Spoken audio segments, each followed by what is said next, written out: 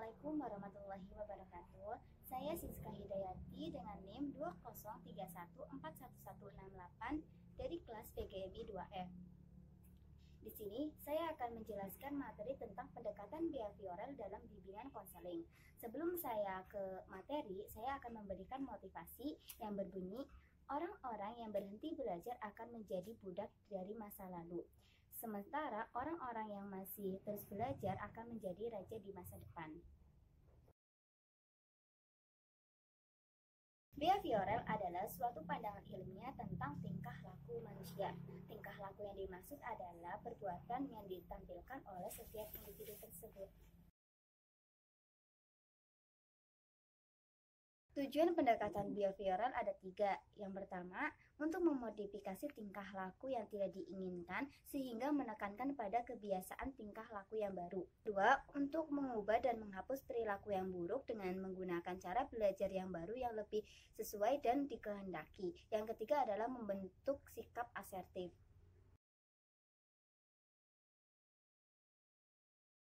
Teknik-teknik pendekatan behavioral ada 5. Yang pertama, latihan asertif. Yang kedua, desensitisasi sistematis. Yang ketiga, pengkondisian aversi. Dan yang keempat, shaping. Dan yang kelima, teknik modeling. 1. Latihan asertif. Latihan asertif adalah teknik yang digunakan untuk melatih klien yang mengalami kesulitan untuk menyatakan dirinya bahwa tindakannya itu adalah benar. Yang kedua, desensitisasi sistematis adalah teknik yang memfokuskan bantuan untuk menenangkan klien dari ketegangan yang dialami dengan cara mengajarkan klien untuk rileks. Yang ketiga adalah pengkondisian aversi, adalah teknik yang digunakan untuk menghilangkan kebiasaan buruk. Yang keempat adalah shaping. Shaping adalah teknik yang digunakan dengan cara mempelajari tingkah laku secara bertahap.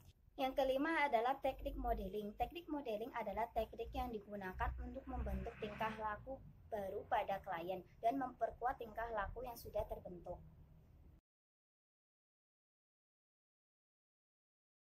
Selanjutnya yaitu langkah-langkah pendekatan behavioral. Nah, langkah-langkah pendekatan behavioral ini ada 5, yaitu assessment, yang kedua menentukan tujuan, dan yang ketiga adalah mengaplikasikan teknik, dan yang keempat adalah evaluasi dan mengakhiri konseling, dan yang kelima adalah feedback.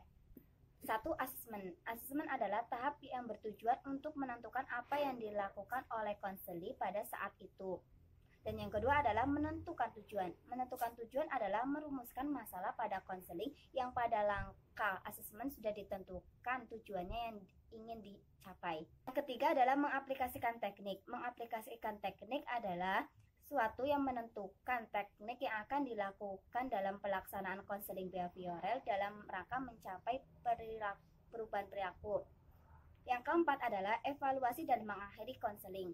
Evaluasi dan mengakhiri konseling yaitu menilai kegiatan yang sudah dilakukan apakah berhasil atau tidak. Dan yang kelima adalah feedback. Feedback yaitu menganalisis kekurangan yang dialami konseling dan memperbaiki untuk mencapai hasil yang maksimal. Selanjutnya materi dari jurnal. Nah, materi dari jurnal yang saya dapat yaitu Jurnal Bimbingan Konseling volume 6 nomor 1 tahun 2017.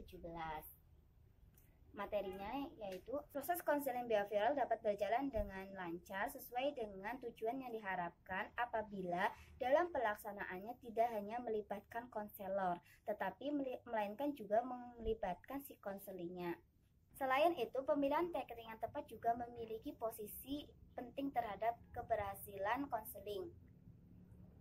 Salah satu teknik konseling behavioral yang dapat digunakan untuk memicu timbulnya motivasi hingga siswa dapat terdorong untuk meningkatkan tingkah lakunya adalah teknik kontrak perilaku. Teknik ini digunakan untuk mengatur kondisi siswa dalam menampilkan tingkah laku yang diharapkan berdasarkan kontrak yang dibuat oleh siswa dan guru PK.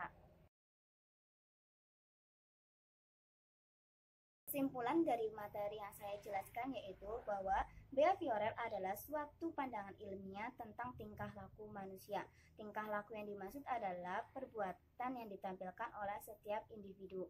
Teknik-teknik pendekatan behavioral itu ada 5, yaitu 1. Latihan asertif. Yang kedua, desensitisasi sistematis. Ketiga adalah pengkondisian aversi. 4. Shaping. 5. Teknik modeling. Langkah-langkah pendekatan behavioral juga ada 5. Yang 1. Assessment. 2. Menentukan tujuan. tujuan, 3 mengaplikasikan teknik, yang keempat evaluasi dan mengakhiri konseling, yang kelima feedback. Sekian dari saya. Wassalamualaikum warahmatullahi wabarakatuh.